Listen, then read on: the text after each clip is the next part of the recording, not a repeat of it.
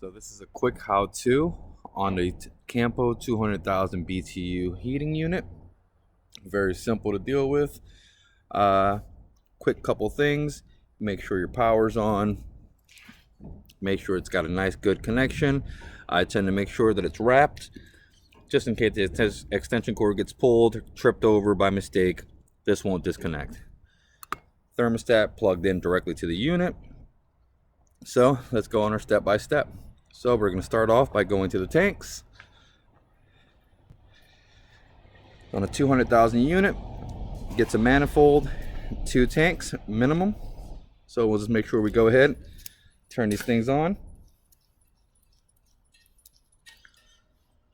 Lefty loosey. Give it a little half turn back just so it won't get stuck on you. Alrighty, tank is on. So we'll come on over here and take a look at the panel. So on our panel here, we have our 2 toggle switches. This one right here is for simple use. This is for your fan override. Let's say you don't want to use the heating. It's a little bit hot, hotter than you expected, but you still want a little bit of air movement in inside the tent or the area where it's located. So you'll just take the switch, set it to override. You'll notice the fan start kicking in, and that'll just be pulling air from outside and bringing it in. Nothing much to that. Toggle switch back down, shuts it off, no issues. So for heating purposes, this is our second toggle switch here. So with this toggle switch, we have bypass. If we click up, which means it'll just completely run on full throttle without the thermostat. Here is where we want it. It says stat on. So we're going to go ahead and make sure our thermostat is shut off all the way. So right here you have an arrow. This arrow is our indicator mark. As long as we turn it to the left all the way, it's at low, as you see there. That is completely off. So we'll come back to the unit. This switch here, we will put it down to the stat on position. Now we'll come back over here to the thermostat. Let's crank this baby up.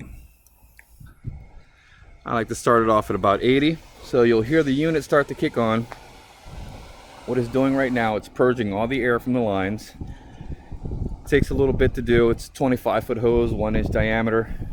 So it takes a second for all that air to get pushed out of the fittings and out of the lines.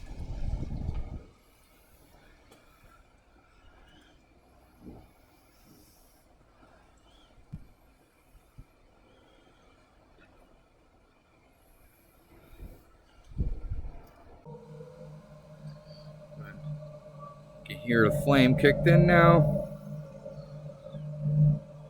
After about a minute, once the heat exchange gets to temperature,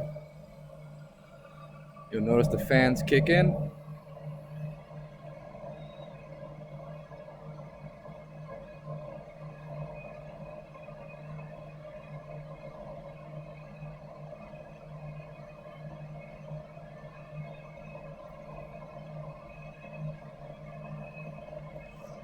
If you get near while you hear that, just to make sure you've got heat coming out. If you were to see here in a certain angle, you'll see a little bit of the heat wave coming out. If not, you can just put your hand near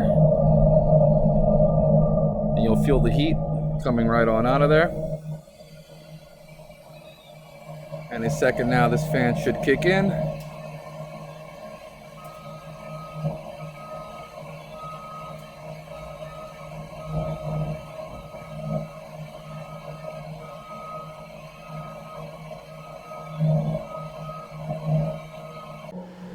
Alright, so our fans are on. Make sure our lines have no kinks.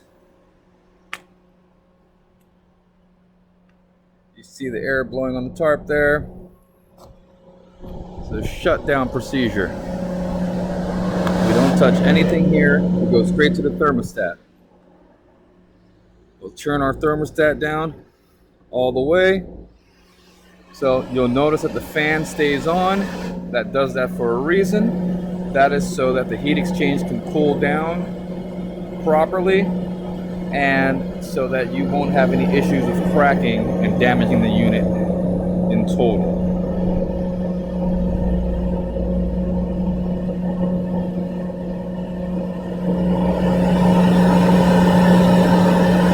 After a few minutes, it will shut down, and that's about it.